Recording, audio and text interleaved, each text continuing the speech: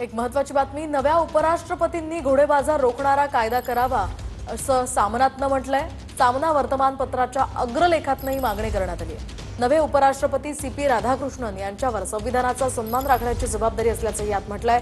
घोडेबाजार करणाऱ्या पक्षांची मान्यता रद्द व्हावी असं सामनात म्हटलंय। सविस्तर पाहूयात, नवे उपराष्ट्रपती सीपी राधाकृष्णन यांच्यावर निष्पक्ष काम करण्याची आणि लोकशाही संविधानाचा सन्मान राखण्याची जबाबदारी आहे। शपथ घेतल्यानंतर त्यांनी राष्ट्रहितासाठी संविधानिक पदाच्या निवडणुकीत सत्ताधारी घोडेबाजार करत असल्यास तो रोखणारा कायदा करावा। एकतर अशा निवडणुकांपासून कुणालाच लांब राहता येत नाही आणि हे मतदान सुद्धा खुल्या पद्धतीने व्हावं याची तरतूद व्हायला हवी। संसदेत निवडून आलेले पक्ष घोडेबाजारात सामील होऊन तटस्थतेचा सौदा करून मतदानावर बहिष्कार टाकतात। अशा पक्षांची मान्यताच रद्द व्हायला हवी। सीपी राधाकृष्णन या सगळ्यांचा गांभीर्याने विचार करतील